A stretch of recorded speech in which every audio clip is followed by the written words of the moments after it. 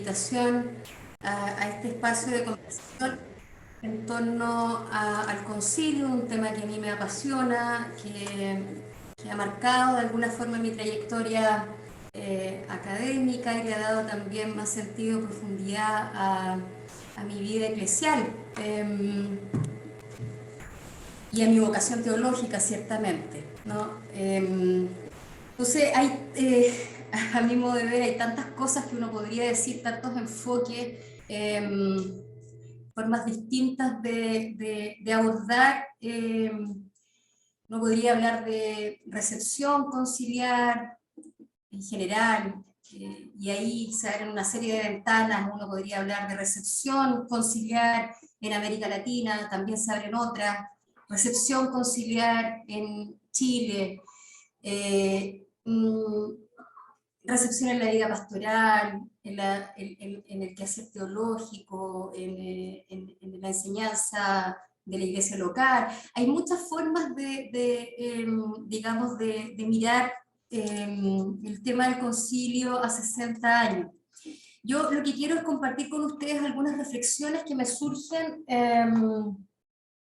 a propósito de una pregunta que aparece en distintos espacios, en el espacio pastoral, académico, teológico, con no poca frecuencia, ¿no?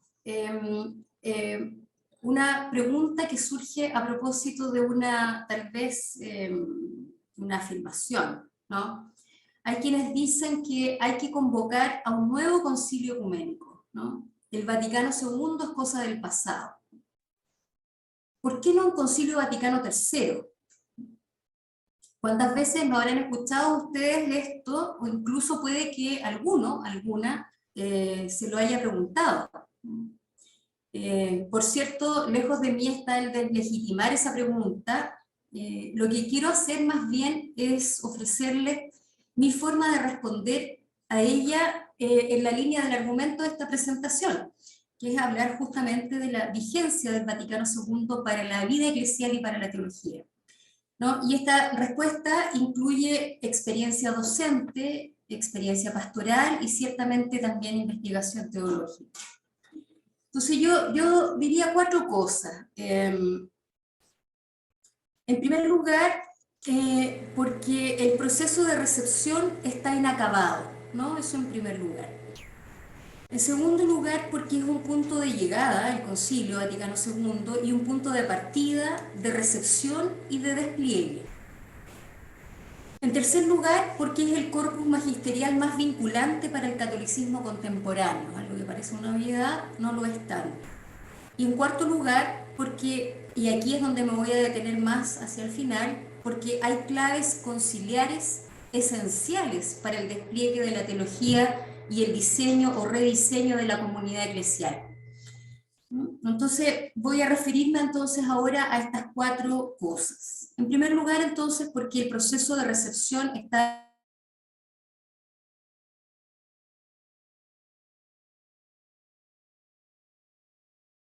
inacabado. Si al menos aún se conoce su historia y ciertamente se lo desconoce como evento. En los 18 años, un poco más de vinculación con los estudios del concilio, he debido enfrentarme en muy diversas audiencias, tanto en ambiente pastoral como académico, escuelas para el diaconado permanente, jornadas de clero y vida consagrada, talleres y cursos parroquiales, decanales, zonales, diocesanos, clases de pregrado en teología, de posgrado en teología, de pedagogía en religión, diplomados, etc. En muy diversos espacios geográficos también. Y podría decir que, por cierto, con matices, el denominador común ha sido el siguiente: un conocimiento vago del concilio, en el mejor de los casos impreciso, en general prácticamente nulo.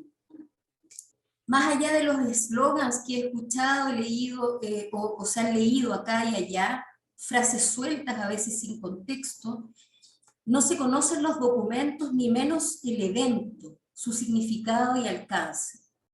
Y por cierto, sería ingenuo esperar también lecturas intertextuales para precisamente llegar a ese significado y alcance. Resulta significativo que, aún con un manejo parcial y las más de las veces deficiente, esté instalada una suerte de hermenéutica de la sospecha en dos direcciones opuestas. Por un lado, sospecha de haberse tratado de solo un evento de continuidad de enseñanzas del pasado y con poca pertinencia para el presente, y que por eso hay que superar. Y por otro lado, la sospecha de que el concilio abrió innecesariamente puertas y o ventanas para reformas que no le convienen al catolicismo. En América Latina y el Caribe, en nuestro contexto, afortunadamente esta segunda sospecha no se ha instalado, pero en otras latitudes sí, y ha impactado también, y como no, en la recepción del pontificado del Papa Francisco. La teología, a mi modo de ver, tiene un rol crucial en el enfrentamiento de estas dos sospechas. En la medida en que establezca un diálogo fecundo entre las enseñanzas conciliares con las urgencias del presente, puede hacer lo propio proyectando el futuro de la Iglesia y su renovación, anticipando el reino. En estos casi 10 años del pontificado del Papa Francisco se observan líneas claras de recepción del concilio para la renovación de la Iglesia, la que con la crisis institucional de abusos y el camino de la Iglesia sinodal ha entrado también en una nueva fase.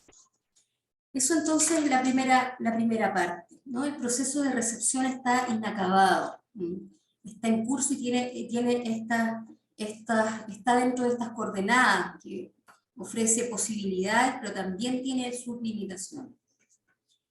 Lo segundo es que el concilio es un punto de llegada y un punto de partida, de recepción y de despliegue. Conocer el concilio implica también comprender los movimientos que le dieron origen, ¿no? Y al acercarse a esos movimientos, uno necesariamente se acerca a las teologías, enseñanzas y praxis de las cuales emergieron como contrapunto. Entender que el propio evento conciliar fue en sí mismo un evento de recepción y anticipación implica darle densidad teológica a los procesos y corrientes de pensamiento que fueron recibidos. Mirar el concilio como un punto de despliegue implica mirar estos 60 años críticamente y evaluar bajo qué aspectos y con qué alcances efectivamente se han desplegado las enseñanzas conciliares pastoralmente, pero también de qué manera se han sacado las consecuencias teológicas de esa enseñanza, que sistematicen e impulsen esa praxis. El concilio, desde mi perspectiva, ha sido un acontecimiento eclesial y como todo acontecimiento, transformador de la realidad en su constitución intrínseca. Por lo tanto, toda hermenéutica sana del evento conciliar, a mi juicio, debe colocar en el centro de la reflexión ese humus sobre el que descansa el corpus conciliar. De no hacerse, se caería en una lectura fundamentalista de los textos como si no pertenecieran a un tiempo y a un espacio, excluyendo con esto la vitalidad del acontecimiento. Esto significa lo profundo y sistemático que los 16 textos promulgados, y que su verdadera riqueza se encuentra en el hecho de haber sido realizado y celebrado con una metodología diversa a la de los concilios anteriores, ¿no? Que nos da pistas para el quehacer teológico y pastoral, naturalmente. Eso sobre lo segundo, punto de llegada y punto de partida, de despliegue. Lo tercero, brevemente, porque es el corpus magisterial, ¿no? Más vinculante para el catolicismo contemporáneo. Efectivamente, parece que fuese una obviedad, digamos, pero a propósito de los aniversarios del concilio siempre se despiertan inquietudes y se empieza a correr tinta, ¿no? Entonces empiezan a aparecer literatura de todo tipo, y se acentúan esta doble sospecha de la que hablaba hace un rato atrás, ¿no? Y en algunos puntos del orbe, ¿no? Hay quienes todavía desestiman este rango, digamos, magisterial del más alto nivel que tiene el Concilio Vaticano II. Es una carta de navegación para el catolicismo contemporáneo, que supone una adecuada hermenéutica que se logre liberar de esa doble sospecha instalada. Esto requiere formación y los centros de formación teológica, como los tres que estamos convocados acá, tienen un rol esencial en este proceso receptivo. El cuarto y último punto, y aquí es donde me quiero detener un poco más, a mi modo de ver, claro, la respuesta a la pregunta de por qué el concilio conserva vigencia, porque creo yo que hay claves conciliares esenciales para el despliegue de la teología y el diseño, rediseño de la comunidad eclesial. Y aquí solo voy a nombrar algunas, hay otras, ¿no? Naturalmente, pero tenía que ser algunas opciones. ¿Cuáles son estas claves conciliares por las que he optado en esta presentación? La primera, el tránsito del monólogo al diálogo. La segunda, la resignificación teológica de la historia. La tercera, la centralidad del sacerdocio bautismal. Y la cuarta, que es transversal, francamente, la pastoralidad o primacía de la praxis, ¿no? Algunas cosas a propósito de cada una de estas claves conciliares. Esta salida del monólogo para entrar al diálogo, el tránsito del monólogo al diálogo. A mi juicio es una de las principales, ¿no? Es una clave que atraviesa, uno puede decir, no sé, al menos toda gaudium et spes, dignitates humanae, unitatis reintegratio, nostretate, ¿no? La intertextualidad acá nos aporta muchas luces para comprender este tránsito del monólogo al diálogo, de la salida, del descentramiento del catolicismo. Acá no tengo demasiado espacio para extenderme en este punto, pero voy a ilustrarlo sintéticamente. Por ejemplo, en temas, digamos, como de eclesiología, ¿no? La pertenencia, no pertenencia formal a la Iglesia Católica de Roma condicionó sin duda la forma en que ésta vio históricamente su relación con los otros, las otras, distintos a ella. Vinculado a la cuestión soteriológica, las consecuencias fueron vastas, ¿no? O bien se pertenece y se está salvado, o simplemente no se pertenece institucionalmente y se está fuera, y además privado de toda salvación. Podemos decir que los llamados al retorno en el siglo XX suavizaron parcialmente los siglos de excomuniones, pero el monólogo estaba muy bien instalado como principio metodológico para la preservación segura del depósito de la fe. Movimientos de renovación paralelos, yuxtapuestos y convergentes en la etapa previa al concilio contribuyeron a dar pasos sostenidos en la dirección opuesta. El otro, la otra, comenzó progresivamente a situarse en la misma acera, como singulares compañeros de ruta. Es así que se dio paso al diálogo, y el diálogo estuvo presente en el concilio mucho antes incluso de que el concepto apareciera.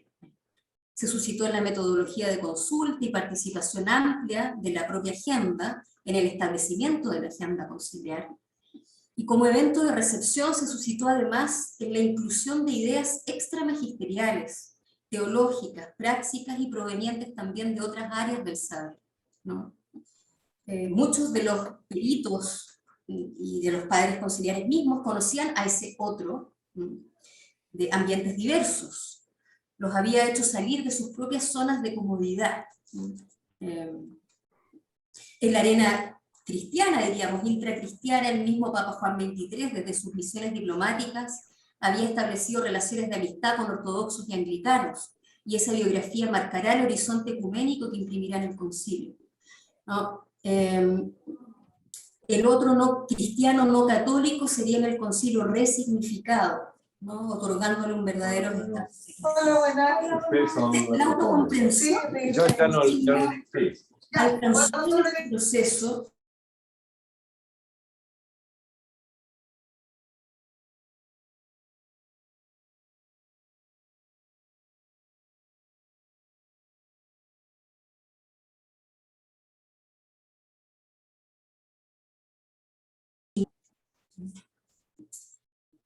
lo mismo se podría decir, no tenemos mucho espacio acá, pero sobre la relación y el diálogo que se empieza a gestar con otras religiones, el tema de la libertad religiosa, el rol de la Iglesia en el mundo, etcétera, ¿no? En el fondo, todo el proceso redaccional de los documentos que abordaron estas materias resultaron en una clara señal de que la Iglesia estaba dispuesta a dialogar con el otro, con la otra, eh, eh, eh,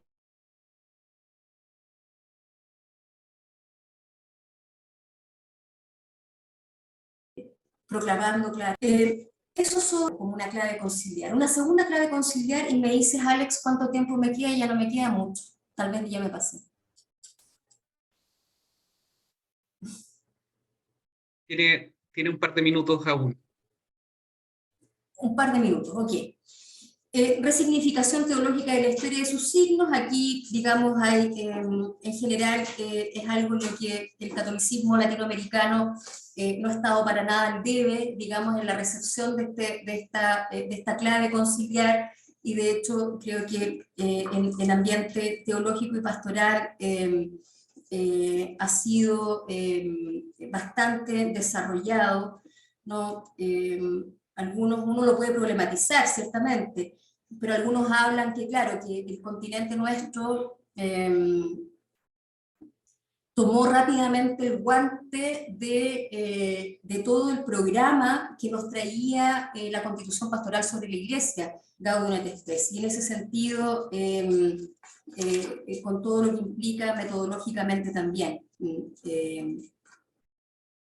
todo el tema de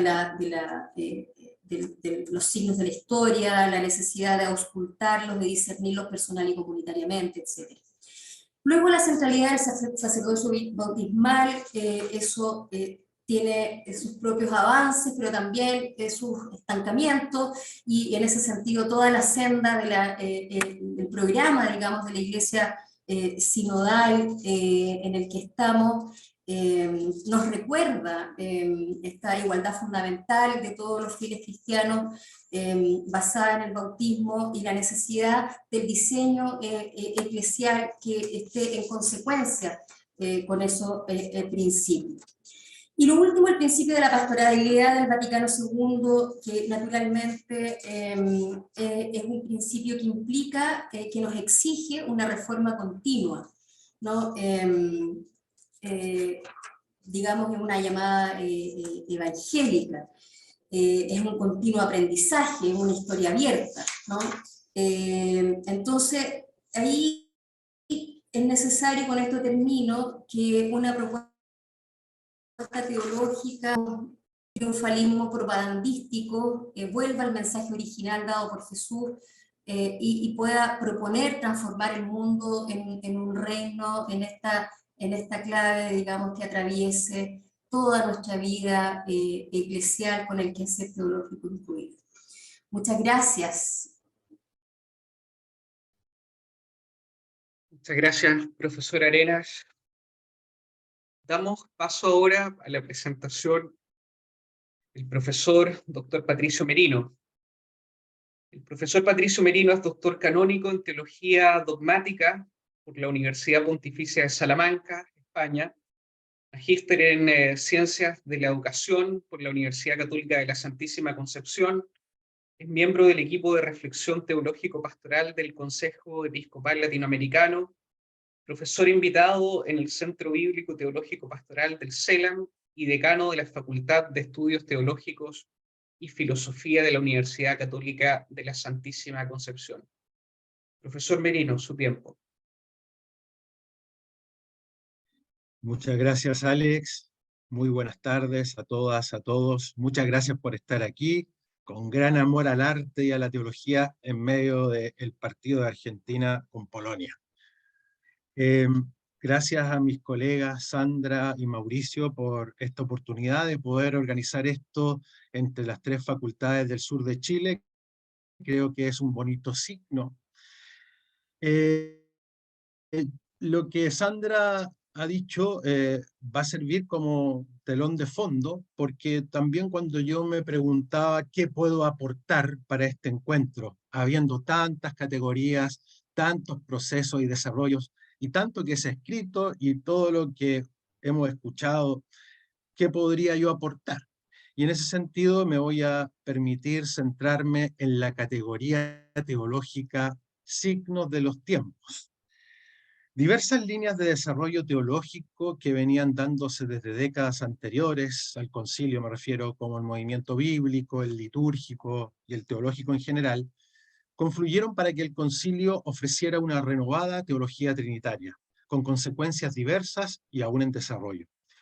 La Constitución Gaudium et Spes tuvo una especial recepción en América Latina, como es sabido, sobre todo a partir de la Conferencia de Medellín en 1968, y luego en las distintas asambleas generales del episcopado y el impulso teológico pastoral que ha realizado el CELAM hasta nuestros días, incluyendo el último documento que salió hace muy poco y que recoge el proceso de aporte y preparación para el Sínodo de los Obispos sobre la sinodalidad, recogiendo el proceso de escucha de la Asamblea Eclesial, una iglesia sinodal en salida a las periferias, reflexiones y propuestas pastorales a partir de la primera Asamblea Eclesial de América Latina y el Caribe.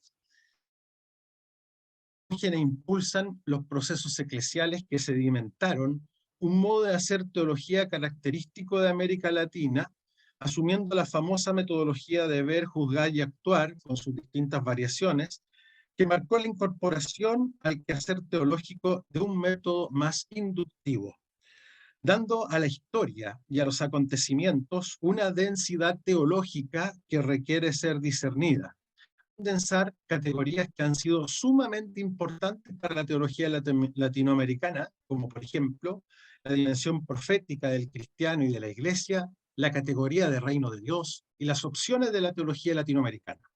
Estas acentuaciones no serían posibles renovada dimensión eclesiológica y escatológica que alcanza la teología en general y la teología latinoamericana en particular a partir del concilio. Sobre todo en lo que se refiere a la relación entre el recordado teólogo chileno Ronaldo Muñoz la valoró en su día como una nueva conciencia de la Iglesia latinoamericana, y a partir de ella se manifiestan también las problemáticas más debatidas, como por ejemplo la cuestión metodológica en sí misma, la historia como lugar teológico, el uso de las mediaciones de las ciencias humanas y sociales, los peligros de reduccionismo de diversas especies, la concentración cristológica y del Jesús histórico, y el déficit neumatológico de la teología occidental. Todas estas cuestiones se encuentran también en el fondo de los temas más difíciles de la categoría signos de los tiempos. Para ilustrar lo que he dicho, y de manera breve, por el tiempo que tenemos, quisiera tocar solo 3 momentos. En primer lugar, los signos de los tiempos en Gaudium et Spes. Gaudium et Spes, una vez que en su número 3 declara que basada en la altísima vocación del hombre, la Iglesia ofrece a toda la humanidad su sincera cooperación para instituir la fraternidad universal, nos dice en el número 4, comillas, para cumplir esta tarea corresponde a la Iglesia el deber permanente de escrutar a fondo los signos de los tiempos e interpretarlos a la luz del Evangelio, de forma que, de manera acomodada a cada generación, pueda responder a los perennes interrogantes de los hombres sobre el sentido de la vida presente y futura y sobre la relación mutua de ambas. Cierre comillas del número 4. Más adelante, en el número 11, no usa explícitamente la expresión, pero es evidente su referencia a ella. Comillas del número 11. El pueblo de Dios, movido por la fe, por la cual cree que es guiado por el Espíritu del Señor, que llena el orbe de la tierra, procura discernir en los acontecimientos, exigencias y deseos que comparte con sus contemporáneos cuáles son los signos verdaderos de la presencia del designio de Dios. Tampoco en el número 44 aparece literalmente la expresión signos de los tiempos, pero igualmente guarda su sentido. Nos dice, corresponde a todo el pueblo de Dios, especialmente a los pastores y teólogos, auscultar, discernir e interpretar con la ayuda del Espíritu Santo los diferentes lenguajes de nuestro tiempo y juzgarlos a la luz de la palabra divina, para que la verdad revelada pueda ser percibida más completamente, comprendida mejor y expresada más adecuadamente. La categoría signo de los tiempos encontró, como acabamos de ver en Gaudium et Spes, su acogida oficial en el magisterio de la Iglesia Católica. Rino Fisichella comentó en su día que esta categoría puede ser considerada como una de las formulaciones más originales del concilio en su intención pastoral. Para el teólogo chileno de feliz memoria también Beltrán Villegas, biblista, los signos de los tiempos desempeñan un papel estructurante dentro de la constitución pastoral de la Iglesia en el mundo actual, ya que estos reflejan la opción de basar la reflexión teológica pastoral sobre la descripción interpretativa de la realidad actual, optando por el método de no deducir a partir de principios eclesiológicos, sino de partir de hechos concretos desde los acontecimientos para descubrir en ellos la presencia de Dios, lo cual encerraría la convicción de que la historia puede ser un lugar teológico. Por otra parte, Cheny, quien fuera el teólogo que quizás estudió más a fondo lo que la expresión signo de los tiempos implicó para el concilio y Gaudium et Spes en particular, señaló que la insistencia en los signos de los tiempos está relacionada con el desarrollo en la teología de la conciencia de que la Iglesia existe y vive dentro de un proceso histórico, con lo cual el tiempo, los cambios, la evolución, no son fenómenos externos, ni un ornato del ser humano supuestamente inmutable, sino que forman parte de la realidad interna del ser humano. De este modo, la primera parte de la Gaudium et Spes haría referencia a la historia, no para buscar en ella ejemplos que ilustren una doctrina, sino por ser la materia misma de la reflexión teológica sobre la relación de la Iglesia y del mundo.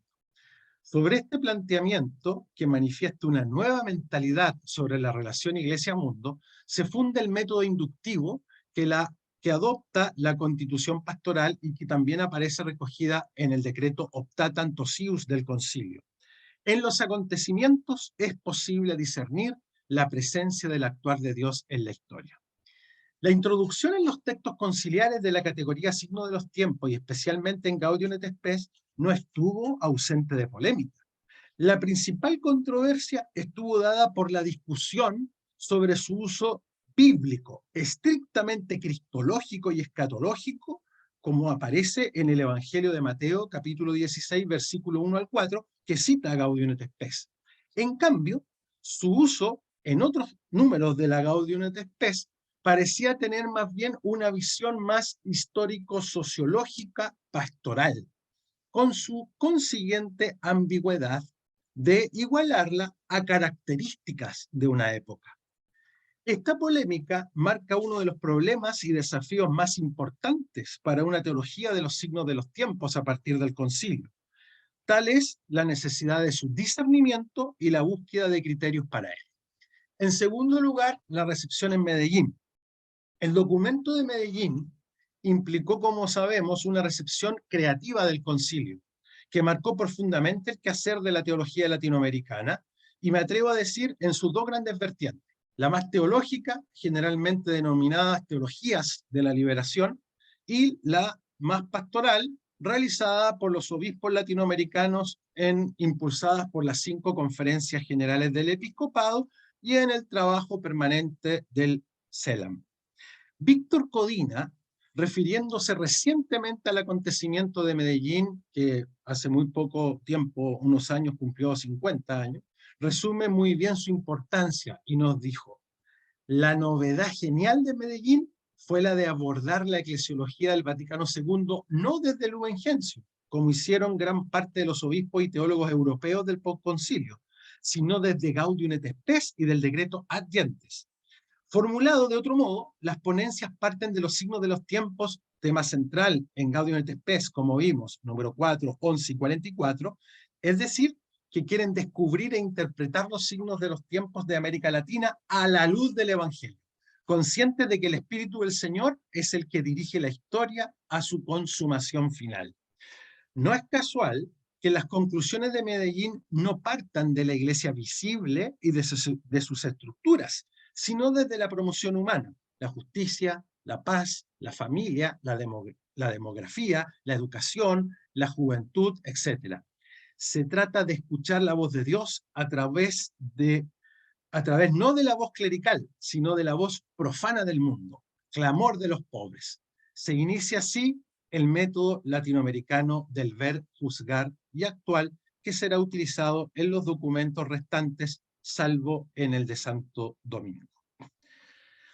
Para terminar, todo este proceso lo seguimos viendo en nuestra proyección del concilio hacia la Iglesia latinoamericana. Y allí me voy a referir muy brevemente a los signos de los tiempos en el último documento que señalé al principio, de 2 meses atrás, que recoge todo el proceso de escucha de América Latina y el Caribe y de su asamblea eclesial como contribución al sínodo de los obispos, que se llama Hacia una iglesia sinodal en salida a las periferias, reflexiones y propuestas pastorales a partir de la primera asamblea eclesial de América Latina y el Caribe. Este documento titula su primera parte como Signos de los tiempos que nos interpelan y alientan, dividido en 2 secciones, una dedicada a una mirada sociopastoral y la segunda referida a la realidad intraeclesial. No podemos aquí analizar estos puntos del documento, para ello remito a su lectura.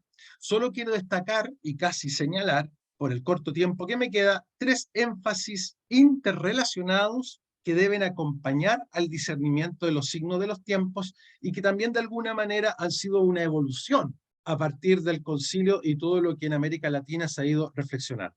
En primer punto es que ya desde el comienzo siempre estuvo la insistencia en la necesidad de discernir los signos de los tiempos, porque no se trata simplemente de señalar acontecimientos evidentes o características de nuestra época.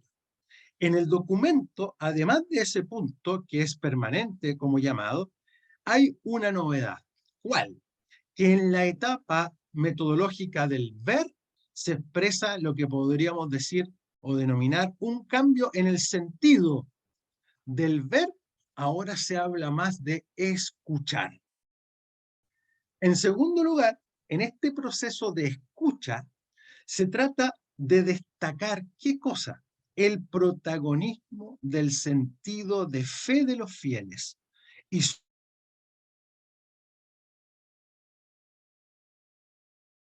carácter como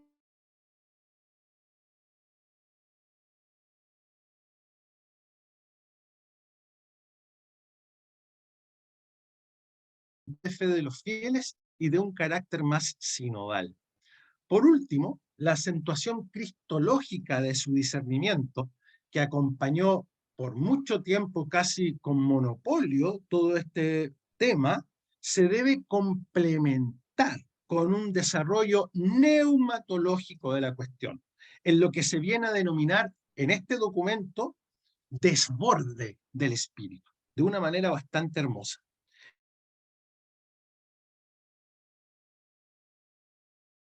Un de estos y en el propio pueblo de Dios en su conjunto, reconociendo la densidad de la presencia del Espíritu Santo en la caracterización de los signos de los tiempos y de su discernimiento sinodal.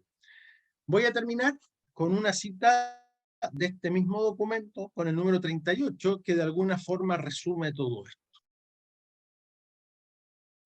El hecho de que juntos, como discípulos misioneros de Jesús, nos pide contemplar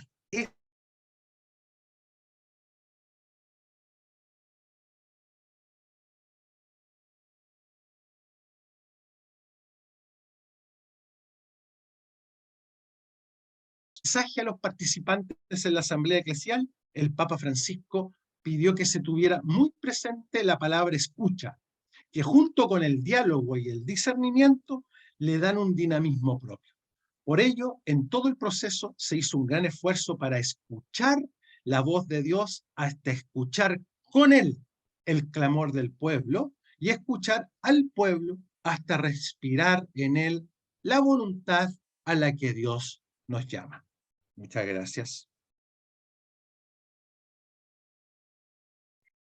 Muchas gracias, profesor. Les recordamos a los presentes que pueden dejar sus preguntas para los expositores en la caja de comentarios. De igual forma, al cierre de las 3 exposiciones podrán abrir el micrófono y preguntar abiertamente. Damos espacio ahora a la tercera y última exposición. Presentamos al presbítero doctor Mauricio Albornoz Olivares. El profesor Albornoz es doctor en teología por la Universidad de Salamanca, España, decano de la Facultad de Ciencias Religiosas y Filosóficas de la Universidad Católica del Maule. Sus líneas de investigación son teología fundamental, teología dogmática. El profesor Albornoz es presidente del Círculo John Henry Newman, autor de los libros Cómo creer hoy en Dios, la fe como interpretación de la cultura y hace una verdadera religión, entre otros. El profesor Albornoz nos presentará texto titulado Concilio Vaticano II, claves para una hermenéutica. Decano, su tiempo. Muchas gracias, Alex. Agradecerle a todos y a todas también por esta convocatoria en esta tarde. Hace 60 años, el 11 de octubre de 1962, el Papa Juan XXIII inauguró en Roma el Concilio Vaticano II, que concluyó, como todos sabemos, el 8 de diciembre de 1965. Dicho concilio, ya en su época, contribuyó a suscitar muchas expectativas, no solo al interior de la vida de la Iglesia, sino también provocó inquietudes que claramente traspasaron el mundo católico, instalando inquietud fuera de él. Si bien gran parte de estas expectativas fueron instalándose en el devenir del tiempo, y el concilio logró recoger relevantes elementos propios de la situación eclesial y cultural del siglo XX, también es justo decir que dejó sin tratar muchas cuestiones que inicialmente figuraban en la agenda, generando cierta desilusión en no pocos representantes y simpatizantes de la eclesialidad y la cultura de entonces. Sus repercusiones en el global han posibilitado afirmaciones tan potentes como las que hicieron decir a Juan Pablo II y a su manera a Benedicto XVI, que este concilio se vislumbra como una brújula segura para la Iglesia en el nuevo siglo XXI. Sin embargo, con Casper, nos atrevemos a afirmar que dicha aguja de la brújula oscila agitada sin parar. Y aún hoy, después de 60 años de su inauguración, no deja de moverse, como ingeniosamente ya el año 2005, con ocasión de del 40 aniversario de la clausura del concilio, señalaba el Papa Benedicto, parte de este titubeo hoy día nos hace encontrarnos en el aquí y en el ahora. Si bien el Sensus Fidelium reconoce en este evento un acto espiritual de magnitud insospechada, muchos otros han querido relativizar lo que allí aconteció o incluso contraponerse a ello. Con esto no quiero sesgar icónicamente el resultado conciliar que trajo efectos diversos, como las protagonizadas por el obispo Lefebvre. ¿Qué duda cabe que la desertificación religiosa y clerical que trajo como consecuencia este evento conciliar nos habla de un acto que no pasó sutilmente por la vida de la Iglesia, sino por el contrario, provocó por sí mismo muchas transformaciones. En este contexto, creo que también es justo decir que para quien conozca algo de la historia de la Iglesia y en particular de los 20 concilios reconocidos como ecuménicos que le precedieron,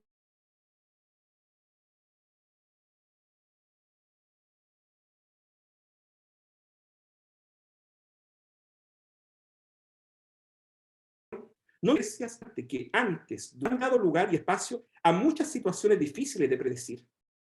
Los concilios, por su naturaleza, han generado muchos puntos e infinitas derivadas que, por lo dicho hasta aquí, no han sido irrelevantes en la historia del cristianismo.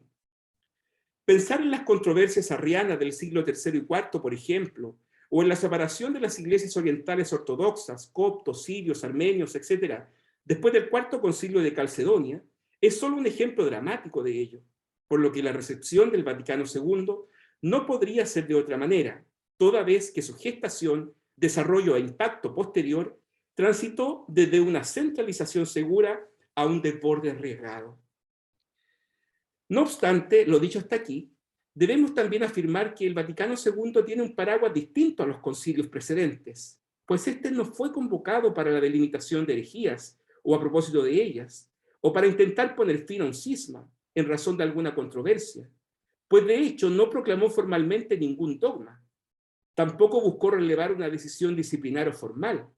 Su eje se movió más bien en atender y responder a la inquietud de Juan XXIII, que se centró en la intuición de reconocer la irrupción de un tiempo nuevo, en donde la Iglesia debía resituarse para discernir y discernirse en una perspectiva de bidireccionalidad, ofreciendo con ello un objetivo pastoral que pusiera en la centralidad de la misión una perspectiva ad extra de su esencialidad y misionalidad.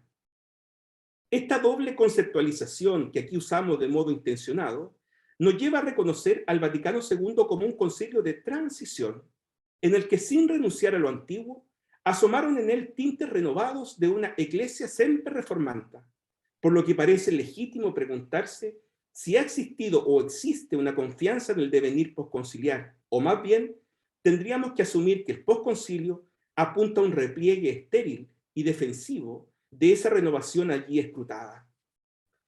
Para intentar responder a esta inquietud, habría que pensar en al menos algunas tentativas de recepción del mismo y preguntarnos cómo un evento de esta magnitud llega a tener eco en la vida real de los fieles, más allá de las discusiones filosóficas o teológicas que pueda generar por su propia naturaleza. De ahí el subtítulo de esta reflexión, hacia una hermenéutica integradora. Lo primero que viene a nuestra mente para plantear el concepto de una hermenéutica es la idea de una reforma de la reforma, algo así como planteaba en su momento Hans Kink, en una seductora invitación de reinterpretación de la doctrina a partir de la Escritura. La reacción a tal invitación, que entonces hacía el osado teólogo suizo, no quedó en el silencio, y vino no solo de la Hermandad San Pío X, que siempre se recoge como figura icónica de la resistencia, sino también de teólogos tildados en el desarrollo del mismo concilio como progresistas. Me refiero a figuras como Jacques Maritain, Louis Bouyer o Éluig de Lubac, quienes de manera distinta a Lefebvre no criticaron el concilio en sí mismo, sino su recepción, cuestión que, de algún modo, actualizamos ahora. En esa misma línea se inscribió el entonces cardenal Ratzinger, adoptando una valoración crítica de la situación posconciliar que han tenido momentos diversos, como el anteriormente descrito. Desde el punto de vista más pragmático, podríamos citar el éxodo de muchos sacerdotes y religiosos como derivación del concilio, junto a una caída de la práctica religiosa en muchos sectores, cuyo hito simbólico podríamos reconocer en la encíclica Humane Vitae, cuya controversial recepción no pasó inadvertida ni ayer ni hoy. En cualquier caso, y más allá de los acentos que cada uno podamos dar y ofrecer al hecho emancipatorio eclesial, fue una derivada conciliar que no podemos desconocer ni cuantitativamente, porque afectó los datos, ni cualitativamente, porque nos dejó una herencia transformadora. Aplicando la lógica que los mismos, así llamados progresistas del concilio, propusieron, intentemos rápidamente mirar la dinámica de él, para intentar proponer un modo de escudriñar sus textos y ofrecer una clave hermenéutica para acercarnos a los mismos. Recordemos que los verdaderos progresistas del concilio fueron ellos mismos los que, mirando la raíz, buscaron mejorar el fruto, es decir, aquellos que lograron renovar y actualizar a partir del origen. A esta altura no resulta baladí reconocer la importancia teológica que ha tomado el estudio de la patrística o el empuje que ha tenido el estudio de los orígenes del cristianismo, por nombrar un par de hitos. Pero esto, para los aires conciliares no fue tan evidente. Pues también hay que decir que existieron y existen aquellos que bajo el amparo de los signos de los tiempos no se han preocupado mucho de los valores de la tradición eclesial y buscaron y buscan presentar a la mujer y al hombre actual una variada perspectiva del Evangelio, frente a lo cual, por supuesto, no vemos mayor dificultad, salvo aquella que renuncia a una consolidación de la historia y que se erige como una especie de levantamiento que relativiza la consecución de esta misma historia, reduciendo la transmisión de la fe al riesgo de convertirse en un mensaje exclusivamente inmanente, como de hecho ocurrió con algunas formas de la teología de la liberación. Con todo, sería mezquino ignorar los grandes y positivos frutos del concilio, más allá de los acentos en medio de las tensiones ocurridas. La renovación litúrgica, por ejemplo, que llevó a una mayor relevancia en lugar de la palabra de Dios y a una participación más activa de la comunidad, con una mayor participación de los laicos en la vida eclesial, ha marcado muy positivamente el aspecto celebrativo y cultural de la vivencia de la fe. Lo mismo podríamos decir de los acercamientos ecuménicos, las decisiones políticas que llevaron a una mayor apertura al mundo moderno en su cultura, la experiencia de la comunión como concepto relevante incubado en el concilio, que sublimó al de la jerarquía, etcétera, etcétera. Yendo un poco más allá, podemos reconocer los efectos materiales del concilio, lo que nos exigiría citar, aunque no sin controversia, la promulgación del nuevo Código de Derecho Canónico en 1983 por Juan Pablo II, o la publicación del Catecismo de la Iglesia Católica a propósito del 30º aniversario de la apertura del concilio, a lo que habría que agregar muchas declaraciones posconciliares que no se hubiesen materializado si este evento no hubiese ocurrido. A esto podríamos agregar los muchos documentos conciliares que se han transformado en letra viva para la Iglesia y han determinado la vida en las diócesis, parroquias, en las comunidades de vida religiosa, configurando una participación cada vez más activa de los laicos, cuya expresión deriva en la serie de movimientos espirituales que en virtud del concilio pudieron encontrar un espacio mayor. En materia de magisterio podríamos citar la encíclica Ut Unum Sint de Juan Pablo II, que profundizó las declaraciones ecuménicas del concilio. Por ejemplo, lo que posibilitó una consolidación de elementos conciliares y tantos otros hitos que no habrían visto la luz si el concilio no hubiese estado a su raíz. Pero junto a esto y otras muchas situaciones que no podemos discutir sino agradecer, sería ingenuo desconocer aquellas derivaciones más débiles o desde las cuales se esperaba quizá mayor relevancia o una acogida más relevante, como la acentuación eclesial en las iglesias locales, la corresponsabilidad de los laicos, la colegialidad del episcopado, por nombrar algunos hitos que a nuestro juicio están al debe, lo que sugiere per se una atención que frente a la serie de hechos conocidos y sucedidos en la vida de la Iglesia, y que con dolor y vergüenza hemos visto más explícitamente en los últimos años, descubrimos la necesidad de un empuje de reforma y de modernización, en el sentido más eclesial de la palabra, para buscar una reforma de la reforma, o como una alternativa menos o más consistente, aunque quizá habría que decir también menos sexy, frente a una propuesta que hermenéuticamente nos proporciona un camino más integrador, que no posicione posturas, sino que converja en diálogo. En efecto, no estaríamos siendo iglesia si ignorásemos los diversos problemas pastorales o las diversas cuestiones éticas que hace rato ya se levantan como desafíos eclesiales.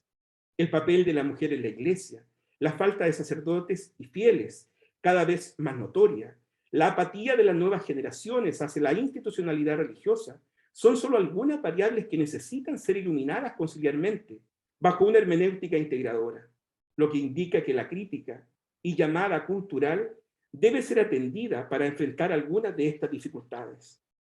Sin embargo, todas ellas requerirán cierta reflexión madura y pausada, lo que no significa poco efectiva. No se trata de incluir todas las visiones y terminar relativizando el depositum fidei, pues es un hecho que comunidades cristianas de otras confesiones, que han sido complacientes con algunas demandas del entorno, no se encuentran en mejor pie en términos de evangelización que nosotros. Pero tampoco podemos pensar en hacer caso omiso de las interpelaciones de la cultura, pues la Iglesia y el Concilio deben, pueden y están exigidas a reinterpretar para atender a quienes la interpelan, y materia para ello tiene de sobra. Pero la respuesta a la cultura, que en último término es Cristo mismo, no se goza en la parcelación ideológica de ciertas sensibilidades cristianas, sino en la integración de saberes que nos permita reinterpretar la riqueza de la acción del Espíritu en medio de la cultura. Después de todo, esta fue la estrategia que le llevó a Pablo a posicionar el cristianismo en culturas de raigambre tan diversa en el origen del cristianismo. En consecuencia, aquí no estamos proponiendo nada nuevo. Obviamente, la capacidad futura de nuestra Iglesia no se apoya en una estrategia, sino en el misterio pascual de su Señor. No obstante, hoy como ayer, tenemos el deber de tenerlas en cuenta. En nuestra humilde opinión, la capacidad futura de la Iglesia no depende esencialmente de estas cuestiones. La historia, que es maestra de la vida, siempre nos ha enseñado que lo perdurable no es lo que se reviste de ajeno, sino aquello que hace valer su causa de manera creíble y convincente, y el trabajo conciliar por sí mismo nos proporciona esta riqueza y recursos. En definitiva, hablamos de buscar una hermenéutica integradora, que no nos lleve a reivindicar a los restauracionistas, ni las utopías eclesiales progresistas, pues ninguna de las dos posturas por sí mismas pueden hacer avanzar el misterio comunitario de Dios, sino la necesaria profundización mayéutica que hace gritar con solidez su mensaje, como lo hicieron aquellas mujeres frente al sepulcro vacío, que con voz enérgica y convencida no titubearon en proclamar al resucitado. Así nosotros podríamos exigir y exigirnos a desentrañar con voz cada vez más potente el espíritu del concilio. Con esto no hablamos ni nos referimos a una producción de documentos, sino a recoger un eco de la historia que se lee a la luz de la fe eclesialmente dividida y proclamada como un inherente significado simbólico que terminan siendo los hitos más recordados y mayormente grabados en la conciencia colectiva de la propia Iglesia. Esto es la eclesía, la comunio y la martiría, sobre la cual se fundamenta la vida comunitaria.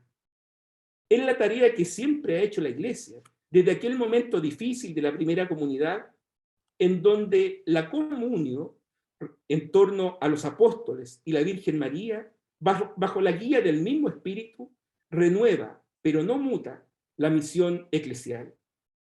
El ejemplo de la decisión petrina que aquel primer concilio evocó nos sugiere no solo la voz del apóstol, sino la anuencia creyente de toda la comunidad, pues es todo el pueblo de Dios quien tiene la tarea de la recepción bajo la dirección del magisterio. En un ejemplo pedagógico lo insinuaba Benedicto XVI en el año 2005, al señalar que el consenso debe ser no solo sincrónico, pensando en el momento actual, sino también diacrónico, refiriéndose a la Iglesia de todos los tiempos. Es una propuesta hermenéutica de la renovación, no de la ruptura. Se renueva para continuar, no para romper, pues está en juego la identidad del depósito de la fe que se ha confiado. Nunca se debe perder de vista que se nos ha confiado una misión, pero el dueño de ella no somos nosotros, sino sus servidores. Desgraciadamente, no pocas veces vemos que en la misma vida de la Iglesia aparecen quienes buscan servirse de ella y no servirla, y esto último a toda escala.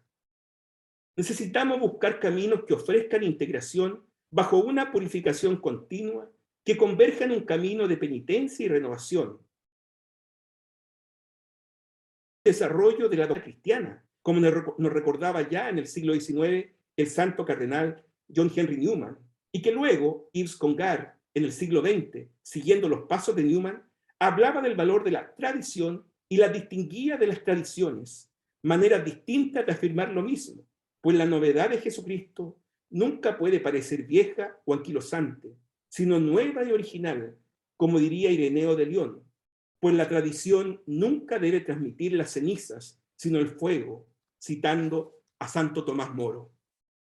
Esto es lo que en nuestra humilde reflexión debe tensionar el quehacer eclesial para valorar y promover la ceniza de nuestros templos, pero a su vez tomar en cuenta los legítimos anhelos y preguntas de la época actual.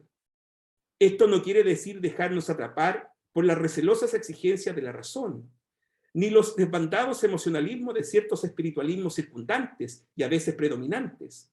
Menos relevante aún sería tratar de hacer más sexy nuestra vida creyente con cuestiones de reforma intraeclesial buscando impresionar. La tarea conciliar nos conduce a una mirada al contenido y espíritu que la sostiene, para no quedarnos en una discusión teóricamente excepcional, pero existencialmente fría y sin vida, pues estamos llamados a hablar de manera real de Dios, pues se ha revelado en la faz de Jesús de Nazaret, para ser introducido en la verdad plena. Precisamente se trata de una comunicación personal, pues la revelación es algo vivo y siempre actual, pues Dios sigue conversando siempre con la esposa de su Hijo amado. En esto, las viejas luchas de trincheras entre conservadores y progresistas ya no presentan ayuda alguna, sin el fundamento de la fe y sin una vida personal a partir de la fe. Todas las demás acciones van a parar al vacío. Necesitamos dar un giro teocéntrico en la pastoral Si la verdad es alguien y no algo, la acogida de la verdad deberá adoptar de una u otra forma el aspecto de un encuentro personal y recíproco que solo se da en un espacio de amor. Ya terminando, el amor pide reciprocidad. No es baladí que la novedad de la revelación bíblica consiste en que Dios se ha dado a conocer en el diálogo que desea tener con nosotros, como nos recordaba Pablo VI en Ecclesiam Suam, y que rescata hermosamente la exhortación apostólica Verbum Domini. Deberíamos acoger esta confianza de la fe del Concilio Vaticano II y desde ella impulsar la teología para configurar la Iglesia, en particular en nuestras realidades locales, regionales, universitarias y australes, teniendo presente, eso sí, que la hermenéutica de la Reforma es la dialéctica de la vida. Terminamos recordando que la inspiración para esta tarea no la debemos buscar en el literalismo de los textos conciliares, ni en los datos geográficos o históricos allí plasmados, ni mucho menos en los estudios culturales. Todo eso es necesario, pero nuestra tarea consistirá en escudriñar la intencionalidad y significatividad salvífica que en estos documentos podemos encontrar, pues en último término, en la verdad que Dios hizo consignar en dichos libros está puesta en juego nuestra salvación. Gracias. Muchas gracias, profesor, por su exposición. Como decíamos al comienzo, pueden dejar sus preguntas en la casilla de mensajes. Si lo desean, abrir el micrófono y plantear sus preguntas a los expositores. Damos ese tiempo, por supuesto.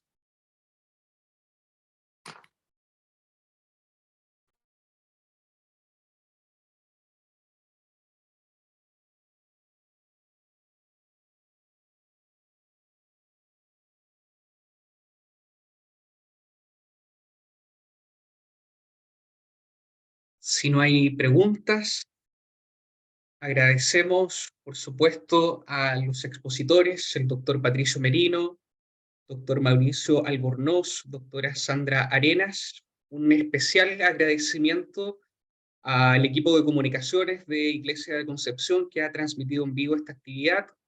Invitamos a los presentes a seguir las redes de las 3 facultades aquí representadas por sus decanos. De igual forma, las redes de Sello Identitario para conocer de esta y otras actividades. Tengan todos una excelente tarde.